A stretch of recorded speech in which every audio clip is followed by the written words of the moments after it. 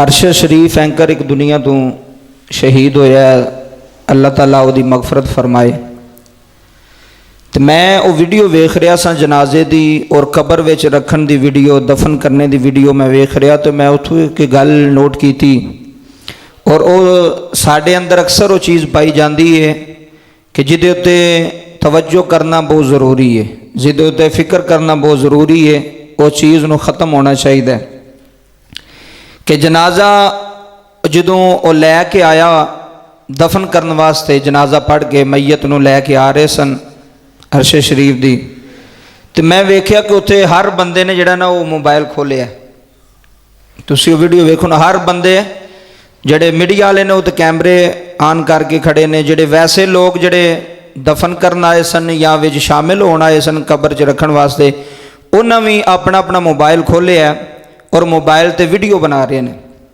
और साढ़े जनाजे अंदर भी अक्सर तुसीं वेंदे हो कि जो बंदा जनाजा होंदा है तो कोई बंदा उस तरह का आ जाए, उहदे नाल दो तीन मोबाइलों वाले होंदे ने, बाकायदा वीडियो बनाते हैं, फिर तस्वीरां बनाते हैं। वो जनाजे की तरफों तवज्जो हट जाती लोगों की और उधर तवज्जो ज़्यादा हो जाती है कि तस्वीरां बनाने का जिहड़ा ट्रेंड चल गया अजकल, बहुत ज़्यादा चल गया, जनाजियां ते भी चल गया, विआहां शादियां ते पहला ही है।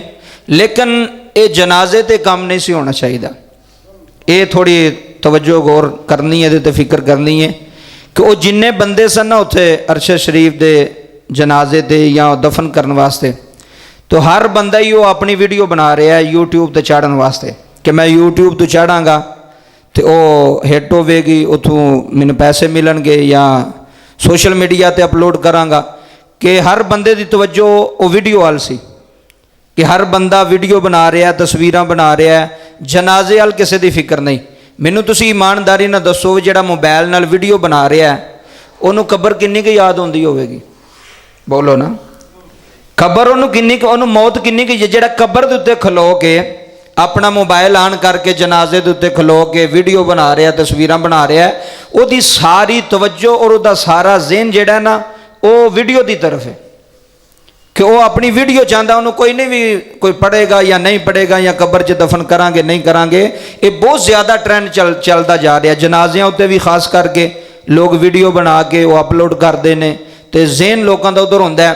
हालांकि जनाजे के उत्ते तो तुसीं इस्तगफार पढ़ना सी, जनाजे के उत्ते तो तुसां दरूद पढ़ना सी, जनाजे के उत्ते तो तुसां अपनी मौत की फिक्र करनी सी, अपनी कबर की फिक्र करनी सी कि यार एक दिन असां भी इस कबर विच आउणा है।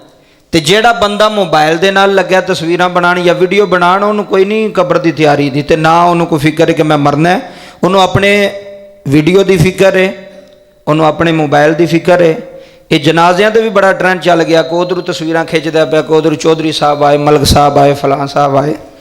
भी जनाजे के उत्ते भी तुसां जे एडवरटाइजिंग करनी है, मसलन एक जनाजा पढ़न गए तुसीं उत्थे भी एडवरटाइजिंग अपनी करनी है, तो फिर फायदा कोई नहीं, उहदे नाल ना ही जाओ तो बेहतर है। जनाजे विच ते शामिल इस वास्ते होना सी कि बंदे नूं अपनी मौत की फिक्र होंदी, बंदा अपने गुनाहां नूं याद करके रोंदा। अजकल रोण तो उंज ही मुक गया ना, असीं तो उंज ही दूसरे पासे लग गया, मोबाइल का इस्तेमाल बड़ा हो गया। जनाजियां उत्ते भी जे जनाजा लैके जा रहे हैं तो हो सकता वो जिहड़ा पुत्तर है वो अपने प्यो की मैयत नूं कंधा ना देंदा होवे तो वीडियो बनांदा होवे अगे खलो के, वे मैं अपने अब्बे की मैयत की जनाजे की वीडियो बना रहे।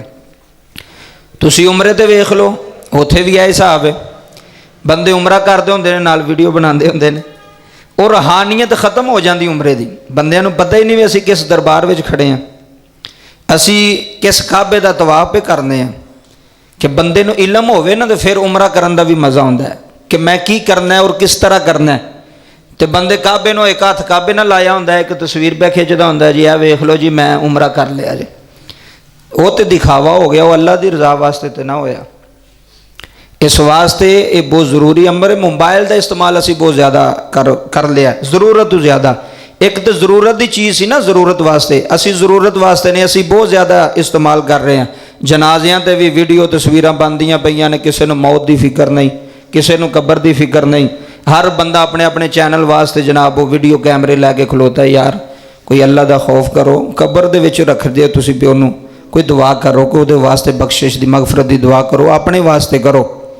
तो जो उमरा करन जाओ उदों भी यही हिसाब है ਉੱਥੇ ਵੀ ਕੋਈ 150-200 ਤਸਵੀਰ ਬਣਾ ਕੇ ਤੇ ਉਹ ਲੋਕਾਂ ਨੂੰ ਦਿਖਾਣੀ ਕਿ ਮੈਂ ਉਮਰਾ ਕੀਤਾ, ਮੈਂ ਅੱਜ ਕੀਤਾ। ਨਹੀਂ, ਇਹ ਅੱਲਾ ਤੱਕ ਰਹਿਣਾ ਚਾਹੀਦਾ ਸੀ ਅਮਲ, ਕਿ ਅੱਲਾ ਇਸ ਨੂੰ ਕਬੂਲ ਫਰਮਾਂਦਾ। ਤੈਨੂੰ ਇਹ ਪਤਾ ਹੋਣਾ ਚਾਹੀਦਾ ਸੀ ਕਿ ਮੈਂ ਜਦੋਂ ਕਾਬੇ ਦਾ ਪਹਿਲਾ ਚੱਕਰ ਲਾਣਾ ਉਦੋਂ ਕੀ ਪੜ੍ਹਨਾ, ਜਦੋਂ ਦੂਸਰਾ ਚੱਕਰ ਲਾਣਾ ਉਦੋਂ ਕੀ ਪੜ੍ਹਨਾ, ਜਦੋਂ ਆਬੇ ਜ਼ਮਜ਼ਮ ਪੀਣਾ ਉਦੋਂ ਕੀ ਪੜ੍ਹਨਾ, ਜਦੋਂ ਸਫਾ ਮਰਵਾ ਤੇ ਜਾਣਾ ਉਦੋਂ ਕੀ ਕਰਨਾ। ਕਿਹੜਾ ਬੰਦਿਆਂ ਨੂੰ ਪਤਾ ਹੁੰਦਾ, ਪਤਾ ਹੀ ਨਹੀਂ ਹੁੰਦਾ ਵੀ ਠੀਕ ਹੈ ਜੀ ਉਮਰਾ ਹੋ ਗਿਆ, ਬਸ ਠੀਕ ਅਸੀਂ ਹੋ ਗਿਆ ਆ ਗਿਆ। ਨਹੀਂ, ਇਸ ਤਰ੍ਹਾਂ ਨਹੀਂ। اللہ تعالیٰ سانو سارے اس موبائل دی نحوست محفوظ فرمائے۔